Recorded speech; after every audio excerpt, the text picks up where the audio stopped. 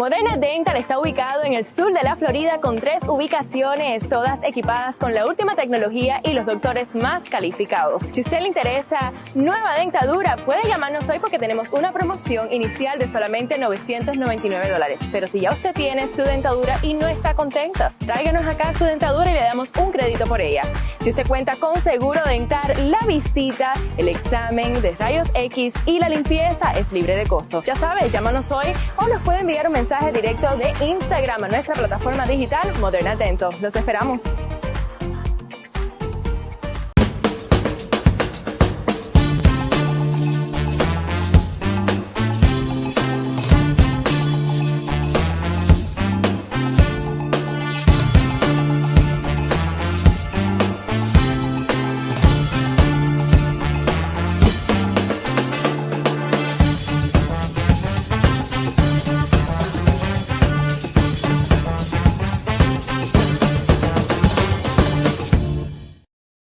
Hola, ¿qué tal? Bienvenidos sean todos a esta nueva emisión de Juan el Médico. Hoy vamos a conspirar contra aquello que dicen que saben. El pasado jueves 18 de enero, un grupo de congresistas y funcionarios norteamericanos debatieron el papel que debe jugar el gobierno de Estados Unidos ante el emergente sector privado cubano. La audiencia se tituló El mito de los nuevos empresarios cubanos, un análisis de la política hacia Cuba de la administración Biden.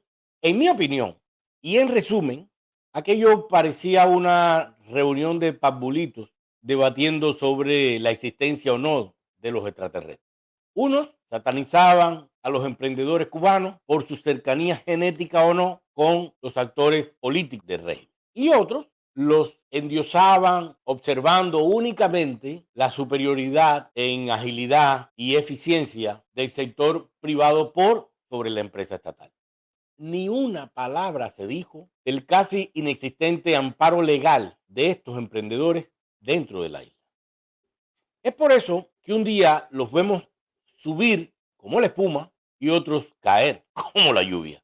Tal es el caso de Teófilo Luis Carmenate Peña, presidente de la cooperativa no agropecuaria Pirámide, que llegó a facturar 734 millones de pesos en Cuba. Pirámide trabajó en la reparación y mantenimiento constructivo de escuelas, refinerías, hospitales, terminal de trenes, servicentros, viviendas, etcétera, etcétera, etcétera. Un ejemplo de emprendedor, dirían unos, pero otros solo aseguran que Teófilo logró todo esto porque es un ex militar retirado de las Fuerzas Armadas Revolucionarias. La realidad es que ni su talento como emprendedor, ni su historia como ex militar lo libraron del decomiso de todos sus bienes, mucho menos de una sentencia de 10 años de privación de libertad. Sin más, quiero presentarles a Teófilo Luis Carmenate Peña.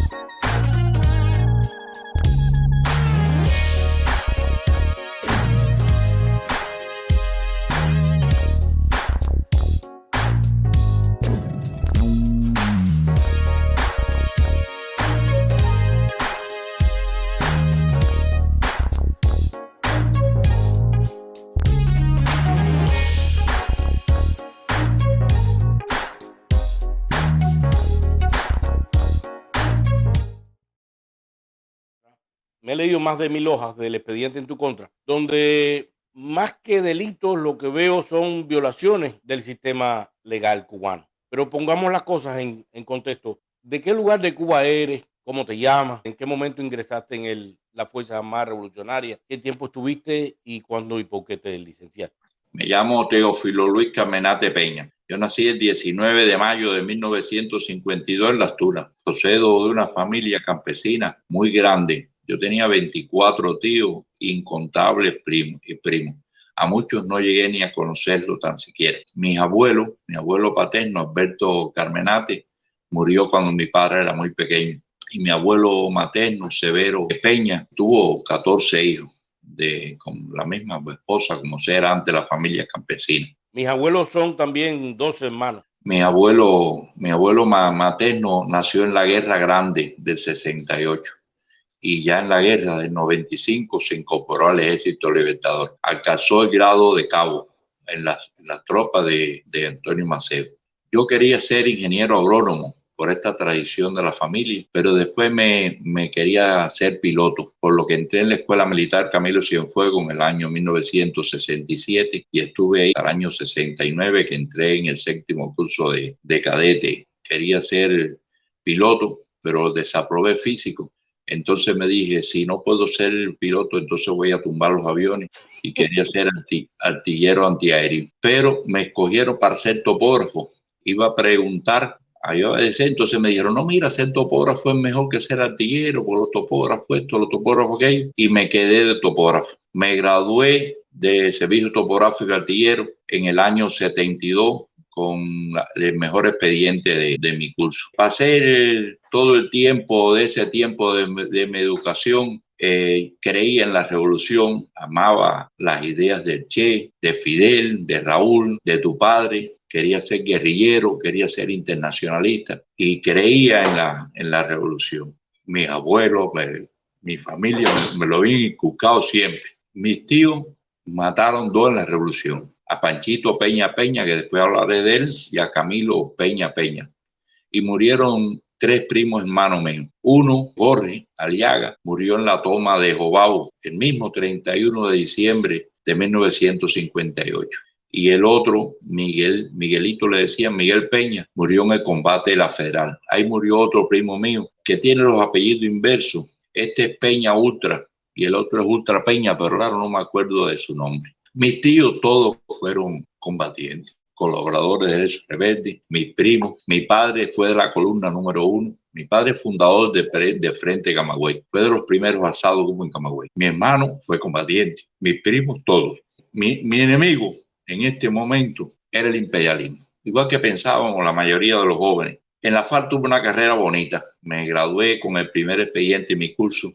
Ya en el año 1988, el 26 de julio, me ascendieron a teniente coronel y prácticamente ahí empezaron mis problemas. Vino la perestroika, vino reducción de la FARC. Yo era jefe de servicio topográfico militar del ejército. Me trasladé por contradicciones con el mando del ejército occidental y de la sección de ingeniería. Me trasladé a la escuela de cadetes de artillería como segundo jefe de la cátedra de topografía. Pero ya en el momento que se rompe la escuela, yo estaba propuesto para ser el jefe de la cátedra. Cuando vino ya la destrucción de la escuela, me quitaron la escalera y me dejaron guindado de la brocha, porque mi vida entera me había estado preparando para ser topógrafo. Me había graduado en el curso de ingeniero con título de oro y diploma de sobresaliente. En ese momento estaba dentro de los mejores topógrafos y geodestas de Cuba y tenía un futuro luminoso. Pero este traspaso de romper la escuela, me tuve que ir de mi especialidad y paré en el Estado Mayor General,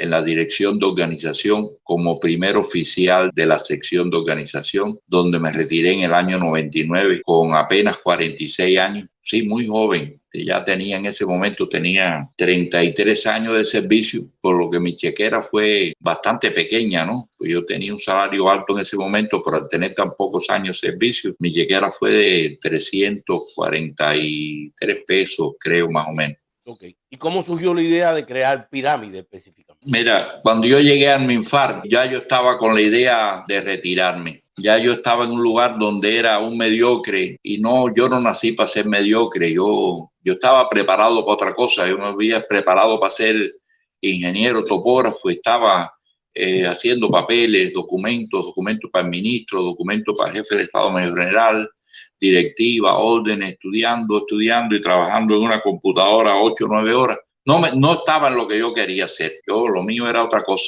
Entonces empecé a estudiar administración militar, me preparé, estudié.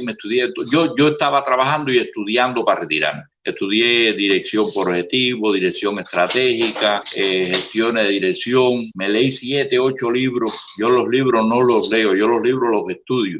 Me leí la gestión, la pasión por la excelencia y me leí todos los libros de gestión. Entonces ya cuando me sentí listo, en el momento apropiado, porque era un momento que estaban reduciendo la Fuerza Armada, presenté mi retiro. Cuando presento mi retiro, todo el mundo empieza a decirme, tú estás loco, tú estás loco. Y ya yo llegué a la conclusión de que estaba loco. Tú tienes futuro aquí, tú eres joven, ¿cómo te vas a ir? Y ya, bueno, ya la respuesta que yo llegaba a la última era decirle, sí, yo estoy loco, pero me voy. Me hicieron 2 o 3 ofertas, ir para el Estado Mayor de la Defensa Civil, para construcciones militares, ir para la industria militar, ir para el gas. Y dije, no, yo quiero retirarme. Y me retiraron. Pedí el retiro en mayo y me lo dieron en septiembre del 99. Y así el loco creó Pirámide. El nombre de Pirámide. Yo primero, cuando me retiro, saco una licencia de trabajador por cuenta propia de contratista privado en el 2010.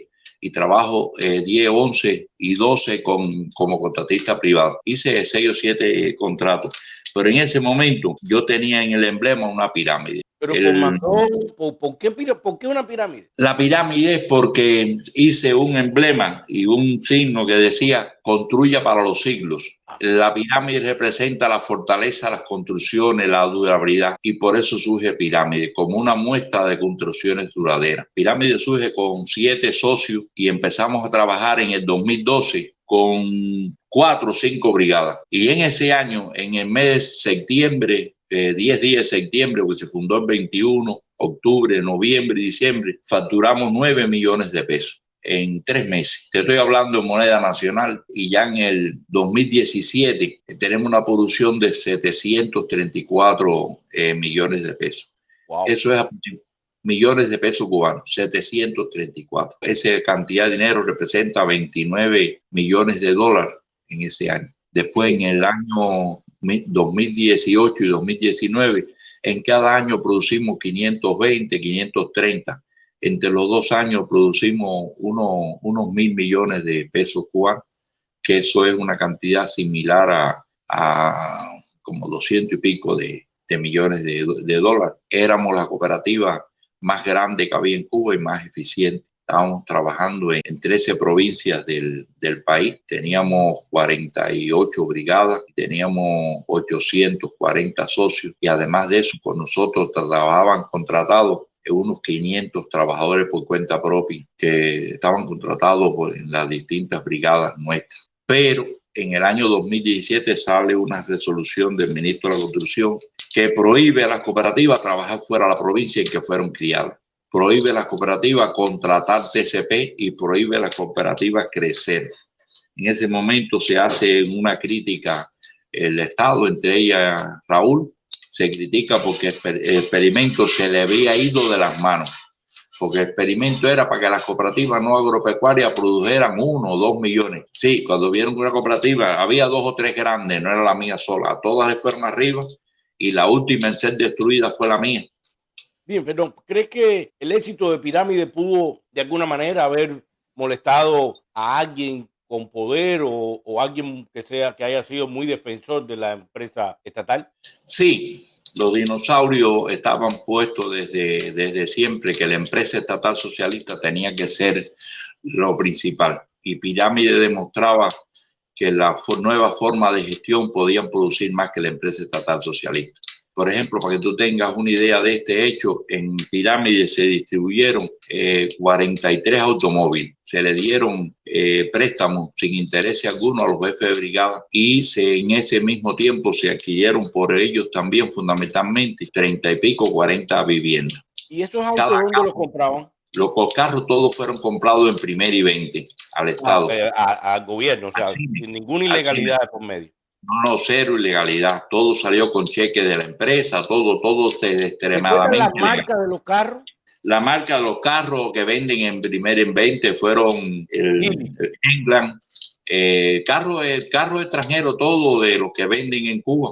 Cada uno compró el de ellos. Date cuenta de que estos carros todos costaron más de 40, 42, 45, 50, 60 mil dólares. Eran CUC, pero en este momento el CUC y el dólar estaban más o menos a la par. Entonces las viviendas todas también fueron de más de $1 millón cada uno. El Ministerio de la Construcción o el Ministerio de la FARC, cualquier otro ministerio, cualquier empresa estatal socialista, en esos años, si dio un carro asignado fue mucho.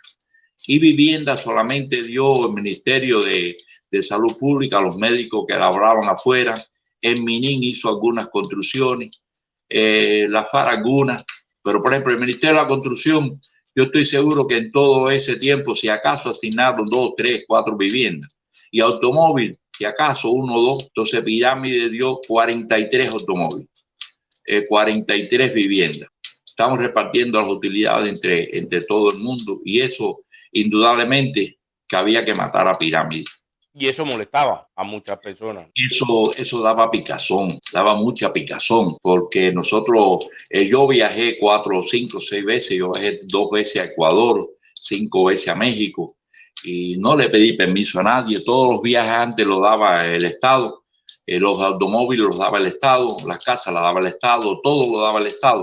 Ahora había un loco que estaba dando casas, que estaba dando automóviles. Entonces, había que ver cómo se acababa eso y lo acabaron. El trabajador de Pirámide promedio ganaba 300, 400, 500 dólares mensuales de anticipo de utilidades. Los jefes de brigada ganaban 700 dólares mensuales. ¿De anticipo de utilidades? De anticipo de utilidades. Yo ganaba 700 dólares mensuales, igual que un jefe de brigada, no quise ponérmelo por encima, pero de utilidades cogía cada 3 meses, cogía 20,000, 30,000, 40,000 dólares. Ok. Eso, por ese salario mío es 101% legal. Eso yo lo ganaba por la ley cubana, con una entidad cubana, con la ley que aprobó Cuba, con la ley que aprobó todo el mundo. De ese dinero, a mí me hicieron 38 auditorías. Eso lo auditaron 1 vez, 2 veces, 3 veces, y lo vieron, todo el mundo vio que yo ganaba eso. Además, yo se lo informé incluso al partido, yo gano tanto. Entonces, no sé por qué surge el problema de eso, por qué no podía ser lo que era legal, porque no puede ser lo que es ilegal, pero lo que es legal puede ser. ¿Por qué yo no puedo ganar 700 dólares mensuales? Porque el ministro de la construcción gana 1,000 pesos cubanos o 1,000 y pico. Bueno, suba el salario al ministro, que el ministro sube a nivel mío, no me baje a mí a que querer que yo gane 50, yo gano 700 y produzco 734 millones, que produzca él esa cantidad. A nosotros nos ponen el nombre Cooperativa No Agropecuaria, CNA, porque quieren decir que los agropecuarias son mejores, que solo las agropecuarias son las que son comunistas, las que son socialistas, es la forma de producción del comunismo. Y nosotros somos la forma de producción del capitalismo, nuevos sectores de la economía. Somos los particulares, somos los que no somos bien vistos, aunque hay 38 documentos que dice que sí, incluso el ministro que las cooperativas, que esa nueva forma. Sí, pero no se ven igual. Con esto sucede igual que con la nueva política económica, Juan. La nueva política económica es de Lenin, del año 1923. La toma China y Vietnam en el año 1979-80. China comienza un desarrollo vertiginoso, Vietnam un desarrollo vertiginoso. Han ido todo el mundo a ver aquello allí. Dicen que en un momento que comentaron los chinos, ¿y hasta cuándo van a estar ustedes estudiando eso? Se discutió muy fuerte la ANE en el 12, en el 11 con los lineamientos. Vamos a hacer esto, vamos a hacer esto. Vamos a ser pequeñas empresas privadas. Se analiza, se discute y que discute en el 9, en el 8, en el 10 se aprueba los lineamientos. En el 16 se aprueba que se van a hacer pequeñas empresas privadas. Se hace la primera en el 22, creo. O sea que se demoran 6 años en instrumentar una cosa que ya estaba aprobada por el partido, por el gobierno, por el Estado. Estaba instrumentado por todo el mundo. Si todo marchaba también ganaban dinero, funcionaban, trabajaban con muchísimo esfuerzo. ¿Cuándo y cómo se comienza a complicar las cosas hasta el punto, ¿no?, de que acabas de recibir una confirmación de una sentencia del Tribunal Supremo de Cuba diciendo que se ratifica tu sanción de 10 años de privación de libertad por los presuntos delitos de malversación,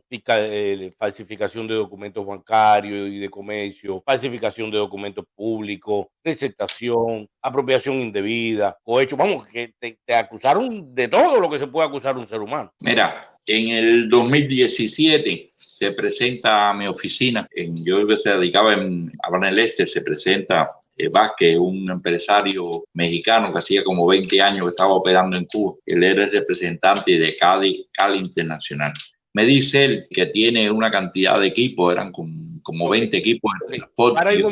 Para un momentico, déjame explicar. Cali Internacional es una empresa mexicana que hizo una joint venture con Aviaim. La parte mexicana ponía unos equipos que tenía que importar a Cuba temporalmente y la parte cubana la explotaba en lugares como los aeropuertos de Gerona. Después los equipos deterioraron bastante, no tenían nada que hacer con ellos, tampoco los reportaron y estaban locos por salir de aquellos equipos. Entonces apareciste tú. Mira, él aparece en mi oficina, entonces me plantea de que tiene esos equipos y que le dijo al Ministerio de la Construcción de que se lo quería vender o se lo quería arrendar, y que entonces le dijeron que se lo llevara. Entonces él le dijo que llevárselo le daba pérdida, embarcar todos esos equipos, ya eran cacharros viejos la mayoría, y de todos esos equipos no había que servían 6 o 7 equipos. Estamos hablando de 40, o sea, estamos hablando que servía el 4, el 5%, el otro no servía. Pero visto en números es una cifra bastante importante de camiones. Y de sí, servían 4 vehículos, una camioneta, y de los equipos de la construcción servían 3. Todos los otros estaban completamente saqueados. Entonces me dice que le plantearon que los vendiera como chatarra, que los tirara al mar. Aquello me pareció a mí una injusticia. Le pregunto a la abogada, entonces me dijo la abogada, eso es muy, muy difícil que te lo aprueben pasarlo a pirámide, pero no imposible. Entonces me tracé la meta de cogerlo y pasarlo para pirámide. Entonces le dije, traerlo para acá que nosotros vamos a arreglar. Entonces hicimos ahí un negocio que no teníamos que haberlo hecho, pero lo hicimos. Los hombres cometemos errores. ¿Qué hicimos? Le decimos, mira, nosotros te vamos a dar $40,000 al inicio del contrato, cuando tengan aquí los equipos, y si logramos pasar, eran $40,000. Y si logramos traspasarlo a pirámide, te damos 40,000 más. O sea que estamos como adquiriendo los equipos por $80,000. Entonces, bueno, cerramos ese negocio, un pacto de caballeros, y así lo hicimos. Él llevó todos los equipos para pirámide y nosotros le pagamos los $40,000 de nuestro bolsillo, no fue de la cooperativa. Entonces yo le escribo una carta al ministro de la Construcción y otra al ministro del Transporte, pidiéndole el traspaso de eso. A los 3 o 4 días me citan y yo tengo una reunión con 3 viceministros primero de la construcción. Uno se llama Mauri, el otro Oscar y el otro no recuerdo ahora cómo se llama. ¿En el ministerio? Entonces, o en algún restaurante o en algún bar? No, en el ministerio, en la sede de la oficina del viceministro Mauri fue. Entonces en esa reunión participaron 3 viceministros y un representante de otro viceministro. Ahí discutimos, la reunión duró más o menos 1 hora, yo le planteé lo que tenía, le entregué los informes, enseñé las cartas y todo lo demás. Entonces se me pregunta si yo estoy de acuerdo en donar parte de esos equipos al Ministerio de la Construcción. Yo respondo que sí, que estoy de acuerdo. Entonces no se llega a ninguna conclusión en la reunión. No se dice que no se dice que sí. Y bueno, yo estoy esperando una respuesta. Esa respuesta llegó 2 años y 2 meses después. O sea, esa respuesta ya llega y estando yo preso. O sea, está la carta, está en el expediente, la fecha, las 2 cosas. O sea, que el ministro se tardó en responderme 2 años. 2 años y 2 meses. Al ministro de Transporte, yo lo conocía personalmente. Entonces le hago la misma carta, una copia con que le cambio el nombre arriba y le digo lo que es y se la entrego a un compañero que estaba trabajando en la terminal de ferrocarriles. La reparó Pirámide, fue que la reparó. Entonces estaba trabajando ahí y ahí había una reunión semanal donde un viceministro de Transporte, que a él fue el que se le entregó la carta para que se le hiciera llegar. Entonces empezaron una dilatación, me pelotearon y se tardaron como 2 o 3 meses. Entonces yo me presenté allí a una reunión y hablé con el compañero viceministro de Transporte. Entonces me dijo, olvídate que el ministro te va a llamar. Ya él sabe de esto y él te va a llamar. Pasaron 2 años, caí preso y el ministro de Transporte nunca me llamó. Entonces, por esas circunstancias, yo decidimos pasar los equipos para materias primas y hacerlos chatarra. Los equipos habían sido sumamente canibaleados. Yo te estoy diciendo que de los transportes estaban en estado técnico de caminar. Lo que estaban caminando eran 2 carros, pero los otros con pequeñas inversiones se podían echar a andar. Le faltaba, cuando te digo todos los agregados, la bomba, el carburador, todo lo que era agregado, no tenía un solo agregado. Incluso de una máquina grande de pavimentación le habían sacado todos los reductores, todos los equipos habían sido, en Cuba se le dice canibalear. Entonces, mira, lo más interesante de estos equipos, además de eso, es una cosa que hay que tener muy, muy en cuenta. Los equipos esos entraron a Cuba en el 2005, por allá, pero desde 2007, 2008 estaban ilegales en Cuba, porque al entrar con carácter de importación temporal, la aduana general de la República tiene que controlar eso y a los 2 años tiene que cambiar de parecer, o sea, tiene que deportarlo como que va a ser comprado por Cuba, que se va a ser vendido, que va a ser repatriado o que va a ser chatarra. Eso no se hizo. A la aduana no se le acusa, nunca se acusó por este hecho. La empresa había Pero tampoco tú eres responsable de eso. También, pero Aviaimpio también tenía responsabilidad en eso. Entonces, ya cuando los equipos van a Gerona, que a Gerona los equipos van como el 2010, 12 por ahí, estaban ilegales ya. Pero en Gerona permanecen 2 años. Ya ellos regresan de Gerona porque él los trae cuando ya hacemos negocio. Pero estaban ilegales en Gerona y todo el mundo, todo el mundo lo sabía, no lo sabían ellos, lo sabía Impro y lo sabía la aduana general de la República de Cuba, lo sabía el viceministro, el otro había como 10 dirigentes que lo sabían. Entonces, yo en realidad no estoy tan habituado a esas leyes. Me enteré ya en el proceso que el primer abogado que yo tuve fue el que dijo eso y argumentó. Está en el expediente también sus documentos que dice que esos equipos son ilegales. Y lo segundo más importante es que Cuba no pierde un centavo. El gobierno, el Estado, nadie pierde nada. Y el que tiene que acusarme, que es el afectado. Claro, fue de mutuo acuerdo que te lo dio. Me lo dio y no acusa, no reclama nada. O sea, el propietario no es el que acusa, está acusando al Estado. ¿Qué quería el Estado? Quedarse con estos equipos sin pagar un centavo. El Estado hubiera podido ponerse de acuerdo con el mexicano y decirle, mira, te voy a dar $60,000, 40,000, aquello que estaba en ese momento tenía un precio de $1 millón, $2 millones, así chatarra como estaban, porque se podían reparar, nada más reparando los 4, 5, 6 que eran reparables, ya ellos ganaban, pero no, tíralo al mar, llévatelo, porque él sabía que ni se lo podía tirar en mar ni se lo iba a llevar. Él se lo dijo, mira, llevarme esto a hierro, pierdo. En el flete a México perdí, llevándose la 3 o 4. Entonces, uno se pregunta y se vuelve a preguntar por qué, es una trampa. Es una forma de estafar a un inversionista extranjero. Entonces quieren inversión extranjera directa y están con trampa, maraña. Hay otro caso más, si te interesa te lo digo. Hay un caso de un español que hizo una casa tapada en Berroa. Estuvo trabajando 2, 3, 4 años, magnífico todo. Entonces estaba vendiendo miles de pesos al turismo. Lo llaman en el año 2013, 2010 por allá y le dicen que lea aquí. Le dicen, mira, lee lo que dice aquí. En ese artículo dice, me río, me da gracia, que de la producción tiene que consumirse en el país el 60, 70, 1%. Y el resto es exportarlo. Entonces, pero mira, si Cuba está importando, no tiene, mira lo que dice, y ahí lo dice. Tienes que importar el 20%, creo que era, o el 30%, no me recuerdo bien. Bueno, conclusiones, el español dijo que no, se le cerraron el contrato en Berroa y los trabajadores le saquearon las plantas, le llevaron hasta los aspersores de regadío, todo lo que pudieron saquearlo. Cuando llegó allí lo que encontró fue el esqueleto. La parte que decidiste entregar o vender a materia prima, ¿cómo se hizo eso? Tengo entendido que después parte de ello es parte del problema. Mira, cuando yo decido entregar eso a materias primas, yo había estado ingresado en el hospital y estaba enfermo en Camagüey. Regreso y bueno, decidimos eso. Y yo le digo al segundo, a Pepe, José Manuel Domínguez, le digo, mira, vamos a hacer esto y hablo con el otro compañero que tenía unos vehículos, hay que picarlo, está bien ya. Entonces había uno de los trabajadores de Pirámide que estaba trabajando en la empresa de chatarra de La Habana. Entonces va a esa empresa para hacer los contratos. A ese señor, al director de la empresa, le cogen un trabajador que había picado cosas, que había vendido, que había hecho de una pila de barbaridades. Entonces ese habla que le dio dinero al director de la empresa y que al director de la empresa fue el otro que metieron preso desde antes. Y a ese director de la empresa yo lo conocí en juicio oral, yo nunca en mi vida lo había visto. Entonces en la primera declaración de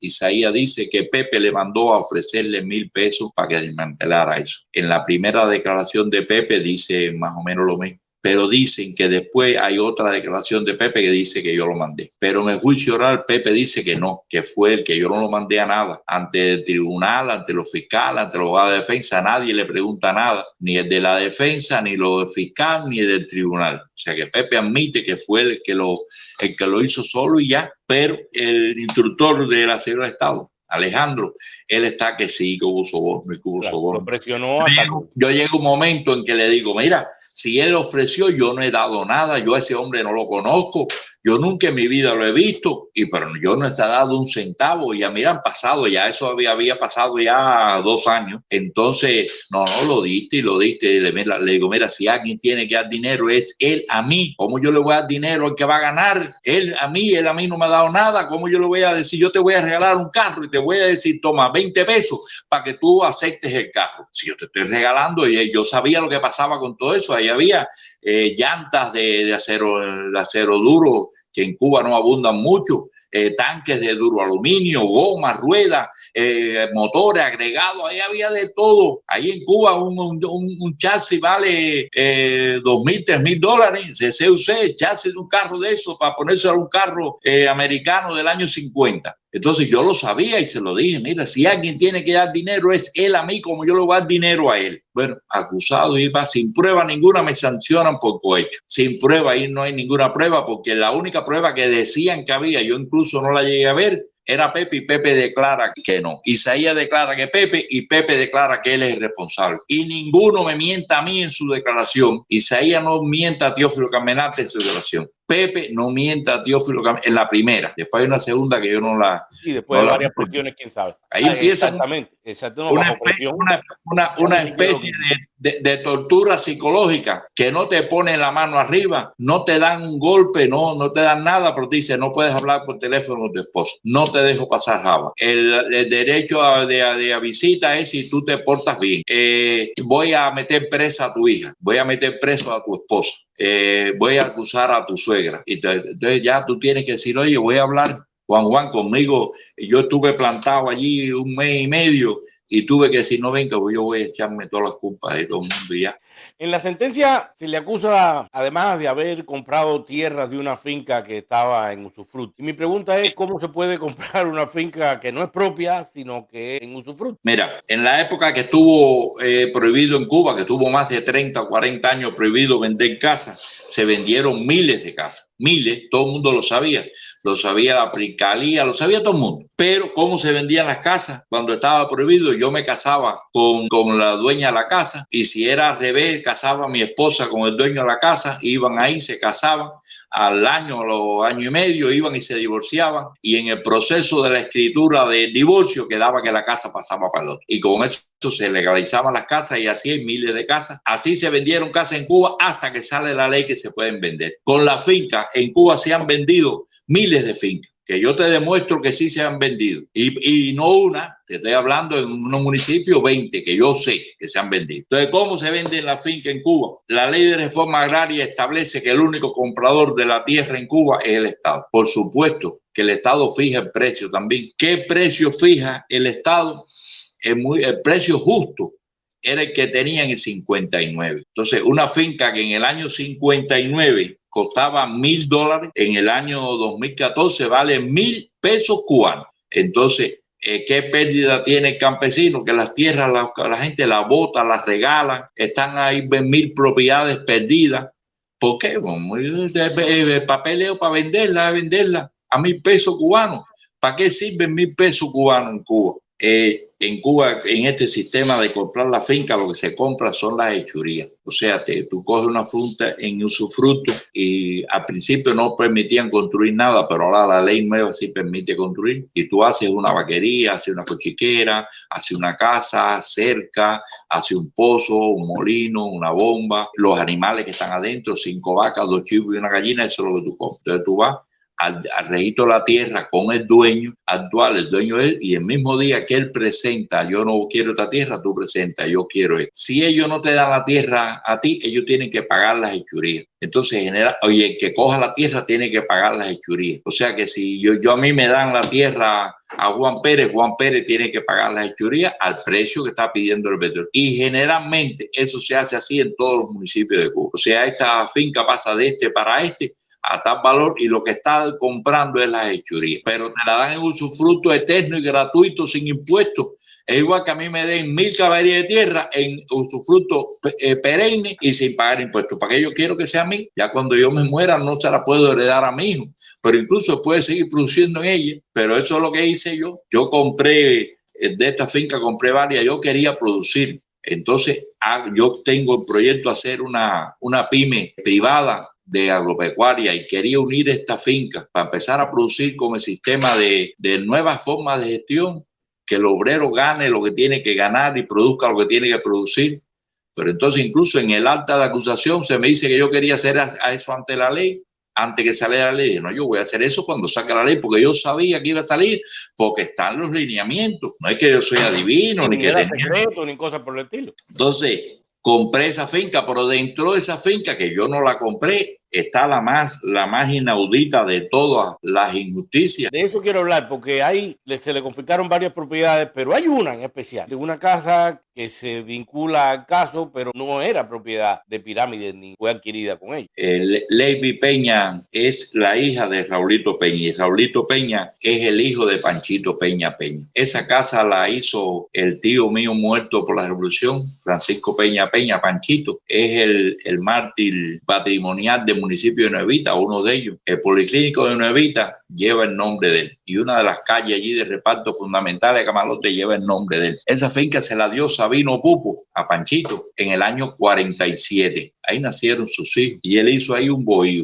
Él empezó a cooperar con el ejército rebelde y mandaron a matar. Fueron a su casa y delante de sus hijos le dieron la paliza más grande. Bueno, le dieron tantos palos que a 500 metros del lugar lo tiraron al piso sabiéndolo ya muerto. Él no murió, era duro y paró en Nuevita y estuvo 2 días luchando con su muerte. Eso fue en febrero del 58. La finca en el año 59, firmado por Fidel Castro, le entregan a la viuda la propiedad, la nueva propiedad, un diploma grande firmado por Fidel, que se lo recogen a los campesinos y lo sustituyen por un papelito así sin valor con un sellito de 5 pesos que dice el nombre, aquello es el documento legal más ilegal del mundo. Yo soy sobrino de Panchito.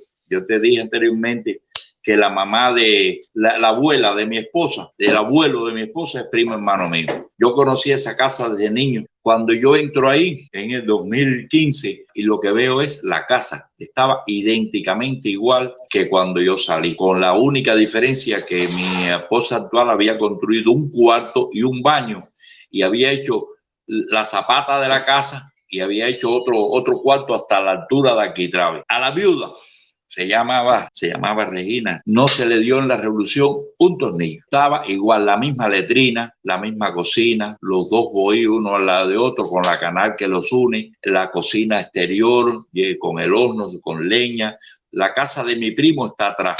Las que están pegadas una a la otra está atrás. La había destruido el ciclón Paloma, le destruyó la casa, se la tumbó. Hacía 8 años de esto, estoy hablando de 15, Paloma creo que fue en el 8, al huérfano de la revolución. La mitad del techo, el piso, el baño, las puertas, todo eso lo compré yo, lo reparé yo. Entonces, en la otra casa hice una inversión grande, terminé la casa completa con la estructura de la placa que había hecho mi esposa anteriormente. Ahí en esa estructura me monté arriba de ella, hice los 2 cuartos que ella tenía previsto. La casa quedó con 2 cuartos, con un baño intermedio, con una estructura, un proyecto antiguo. Ahora los proyectos no son así, pero entonces le construí un portal grande por el frente y por los laterales en el fondo, una terraza enorme, muy bonita, con columnas bonitas y todo. Le hice una piscina mediana con todo el sistema instalado, una pérgola bonita ahí, la cerqué, le hice una tapia de muro con reja de cabillas muy bonita, hice un garaje para 2 automóviles. Entonces, en unas tierras baldías que había allí, construí 2 orquidiarios, un vivero de matas de coco fundamentalmente, y otras construcciones hice ahí, una otra pérgola por allá por la finquita. Todo eso me lo quitan a mí, es a mí el que me quitan esa propiedad que no es mía. Entonces, ¿de qué estamos hablando? Okay. Me faltó solo los delitos, que ahorita pasamos 2 o 3. Cohecho por el caso del dinero que nunca se le dio a la empresa de materia prima. Abuso de poder. Abuso de poder es un elemento que fue sumado al Código Civil cubano hace poco tiempo. En Cuba, a lo mejor estoy equivocado, pero tengo entendido que el único caso que se le ha aplicado esa ley es a Robinson, que fue el primer secretario del partido en Santiago de Cuba. Y ahora a mí, figúrate tú, un delito que está hecho para los decisores, para los altos decisores de primero, segundo nivel, para los gobernadores, para los presidentes, para los primeros ministros, para los grandes directores de empresas, para los grandes directores de corporaciones, para los reyes, para los príncipes. Pero a mí, ¿cómo yo voy a, qué influencia voy a traficar yo, Juan? ¿Qué cosa es eso, tráfico de influencia a uno que no tiene influencia? Los que trafican influencia en Cuba son otra gente. Estoy pensando en el GAE. Se estructuró de una forma y hoy el GAE es un gobierno paralelo al gobierno, con una estructura que el GAE está haciendo todas las construcciones de Cuba. Construcciones militares, el GAE es más fuerte que el Ministerio de la Construcción. Le entra más dinero, más recursos, tiene más obra, más, de todo tiene más la Unión de Construcciones Militares. Gaviota es mucho más fuerte que el Ministerio de Turismo. Pero ahí no hay tráfico de influencia. Ahí no hay tráfico de influencia, no. A mí me dijo una persona que no tengo derecho a decirte quién es porque no tengo su permiso, que acusó a Machado Ventura de tráfico de influencia, porque el hijo de Machado Ventura era el que tenía el poder total de las importaciones de goma en Cuba. Este dato me llegó por 2 caminos. Uno, por ese camino que no puedo mentar, y otro que sí lo puedo mentar porque ya está muerto. Regino Hernández era el dueño, no presidente, era dueño de una empresa española que estaba inscrita en la Cámara de Comercio en Cuba que se llamaba Agrigán. En la casa de este señor de Regino se hospedó el ministro de la Agricultura de Cuba, el viceministro, y Agrigán estaba vendiendo en Cuba. Cuando hubo cambio en el Ministerio de Agricultura,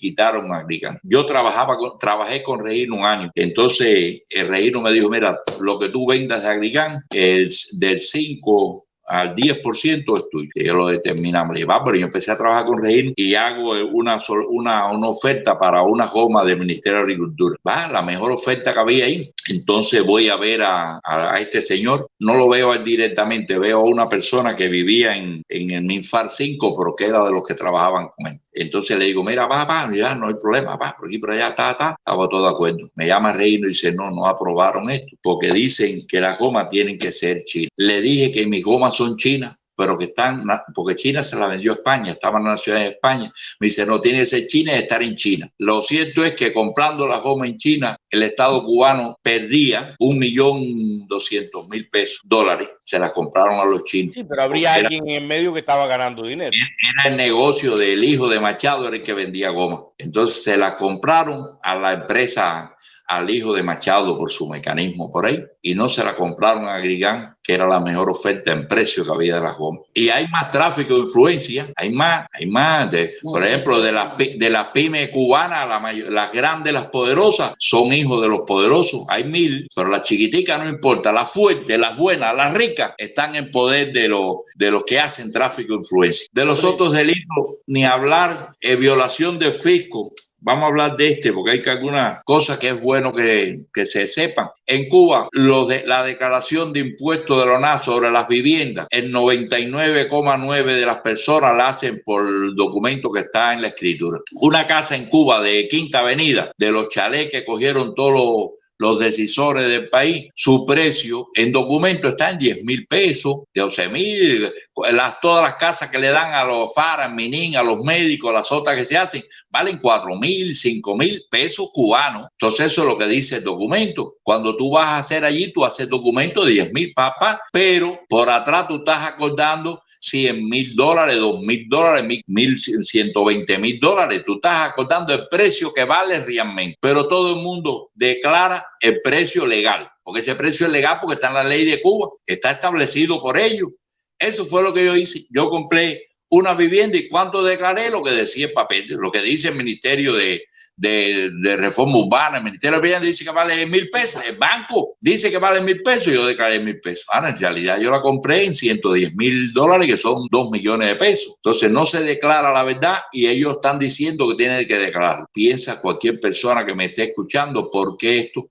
¿Por qué el Estado hace una construcción que le cuesta $400, $5,000, $6,000 y por qué la venden 6,000 pesos cubanos? ¿Quiénes ganan en eso? El 10% que le dieron casa ganan eso. ¿Quiénes pierden eso? El 90% de los cubanos. Porque ese dinero a un médico le están dando una casa en 4,000 moneda nacional. Pero es que no se la dan a todo el mundo. Si se la dieran a toda Cuba no había problema. Pero toda Cuba no ha cogido casa. Si las casas de Quinta Avenida fueran para todo el mundo, hasta bien, no había mucho problema. Pero no, el problema de los chalés, coger un chalet en 10,000 pesos cubanos, es una prerrogativa que tienen los decisores nada más. No la tiene el pueblo. A mí, yo compré compré dos, pues tuve que pagarla 110,000 CUC. Entonces, esa es la acusación de eso. Pero eso, no obstante a eso, ese dinero se pagó 3 veces, Juan. Cuando yo estaba preso, lo pagó mi esposa y mí. Cuando salió el documento y yo fui y lo volví a pagar. Eso es con los correspondientes incrementos de impuestos por no haberlo pagado. Yo lo pagué de nuevamente. Pero cuando sale el expediente, sale con eso adentro todavía. Después de pagado 2 veces, sale todavía. Entonces, el abogado vuelve a pagar y volví a pagarlo de nuevo. 3 veces se paga 3 veces lo mismo. Volví a pagar 3 veces lo mismo. No, la ONA me debe 2 veces. La ONA me debe cerca de 1 millón de pesos cubanos a mí. Vamos a ver si logro un día cobrárselo. Va a ser difícil, pero bueno, Dios quiera que sí. En fin, la cosa de un montón de cosas. Yo le digo, lo que más veo son más que todo violaciones del proceso en su contra. Pero si usted se mirara desde afuera, se mirara por dentro, realmente, ¿de qué cree que es culpable? Mira, yo soy culpable en realidad, acepto de la primera vez de haber comprado los vehículos, es el delito que cometí, porque él no podía venderlo, yo no podía comprarlo, está en la ley cubana, esté de acuerdo o no esté con ella, la ley es para cumplirla. Si eso que yo hice lo hago aquí en Estados Unidos, yo fuera uno de los mejores empresarios de Kentucky, tuviera 4, 5, 20 millones de dólares y no pasaba nada. Me ponían aquí hay un periodo, una revista que se llama el Kentucubano.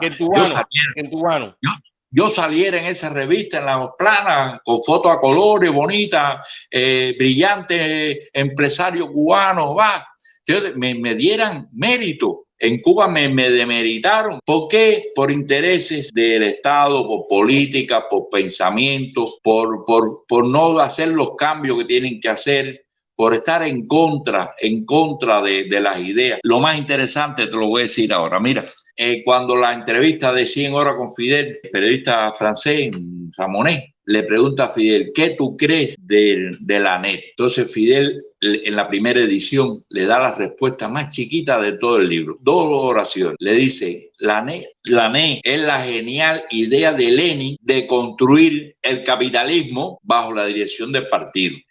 Ahí Fidel no estaba de acuerdo con la NET tampoco, pero está poniendo que lo que tú estás construyendo es el capitalismo, lo que lo está el partido dirigiendo. Cuando viene la segunda edición del libro, que sucede ya 10 años después que Fidel revisó todo el mundo, esa pregunta también es de la más cortica, pero tiene 2 párrafos. Le empieza diciendo Fidel a Ramonet, le dice, mira, como te dije anteriormente, el Che no estaba de acuerdo con la NET.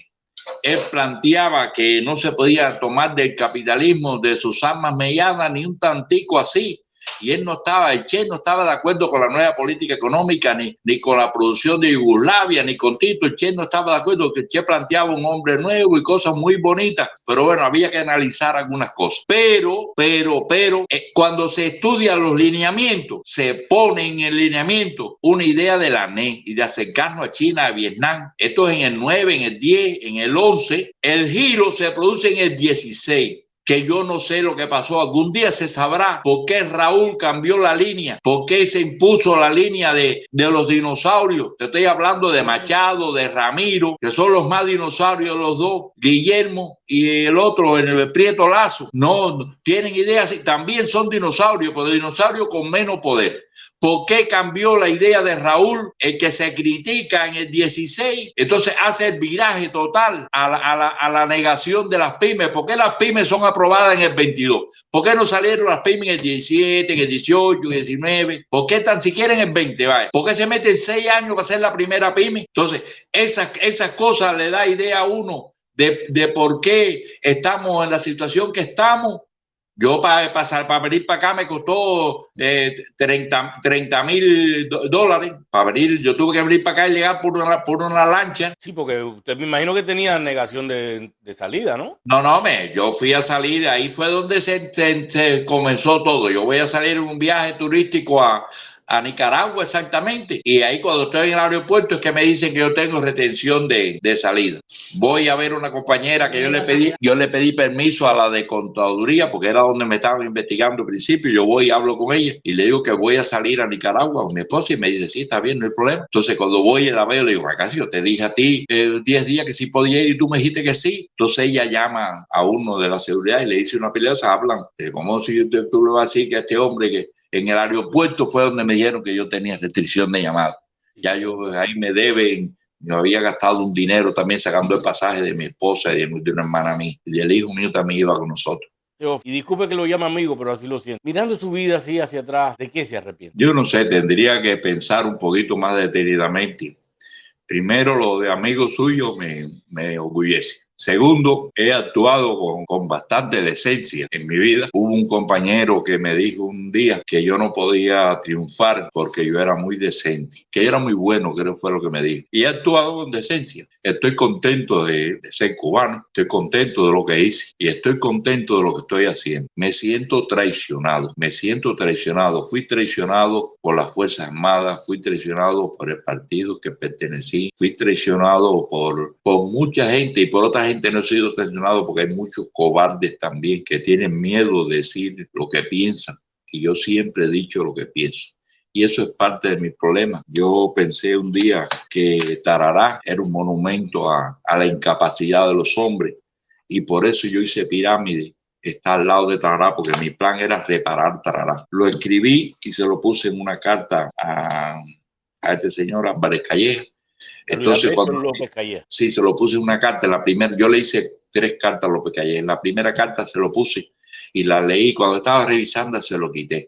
Le dije, esto puede ser agresivo. Entonces, él no me contestó. Entonces, yo le había escrito una anterior que esa sí la vi. Sí me la contestó.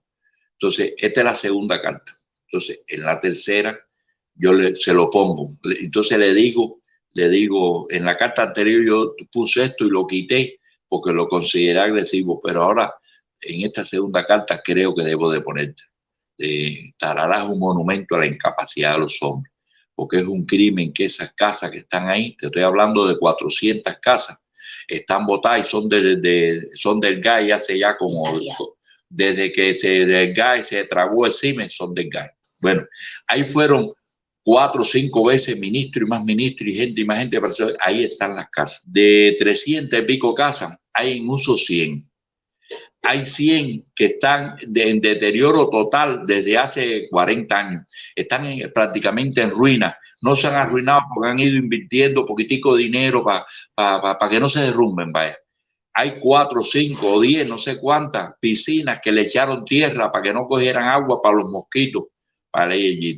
Está la casa de Machado Ventura, Machado el presidente de la República, que es una joya de la arquitectura Una casa que vale 4 o 5 millones de dólares está botada desde hace 6 o 7 años. La casa que el Che tuvo ahí está desatendida, prácticamente botada. Todas las, bueno, te estoy hablando que está a una tercera parte. Ahora, si tú coges y tú dices que estás construyendo en el turismo, yo le dije a él, pon tú los presupuestos que yo te voy a reparar, tarará. Aquí estoy preso, caí yo preso. En vez de ponerme a mí a reparar, tarará, que yo tenía 80 y pico brigadas. Entonces yo ya tarará estuviera reparado, pero no, yo después le dije, mira, estoy listo para entrar a un hotel. A un hotel se le hizo una oferta para entrar a los hoteles al hotel Plaza. Al Hotel Plaza. Se le hizo una oferta para entrar a la terminación del hotel porque ellos no tenían, Construcciones Militares no tiene fuerza suficiente para dar la terminación. Que ellos hacen muy fácil todo lo que es estructura, toda la construcción, pero la terminación es jaque mate, ellos no tienen fuerza porque ahí sí tienen que entrar el hombre. Cuando primero es con las máquinas, concreteras, hormigón, ellos andan a millón. Es igual que la agricultura, que ellos tienen fuerza para arar la tierra, pero después no tienen fuerza para coger la cosecha. Aquí en esto es lo mismo, tienen fuerza para hacer la estructura, pero no para la terminación. Oye, mira, yo te la hago, por aquí, la oferta, se decidió contratar extranjeros. Una empresa trajeron indios y no sé dónde a contratar la terminación. Cuando yo le estaba diciendo, yo te lo hago, yo y me ganaba 4 o 5 millones de dólares. Entonces prefieren pagarle los 4 o 5 millones de dólares o 10 a un extranjero que pagárselo a una cooperativa no agropecuaria cubana, porque íbamos a hacernos ricos. Era mucho el dinero que íbamos a coger los cubanos. En fin, Teófilo, muchísimas gracias, de verdad. Te agradezco, no sabes cuánto, haber conversado conmigo hoy. Le agradezco a usted y le reitero lo que le había dicho anteriormente. Ayer fue creado un sitio especial en WhatsApp que se llama No a la Injusticia. Lo crió Livani Aliaga, y hoy, ahorita te digo cuánto, tiene cientos de comentarios en 24 horas y todavía yo no he disparado. Voy a disparar cuando cuelgue de hablar contigo. Voy a poner mi opinión en ese sitio. Lo voy a invitar para que usted entre ahí y que coopere con No a la Injusticia en Cuba. Por supuesto, esa es la idea, esa es la idea. Muchísimas gracias, Teófilo. Muchísimas gracias por estar aquí. Mil gracias, de verdad, se lo agradezco.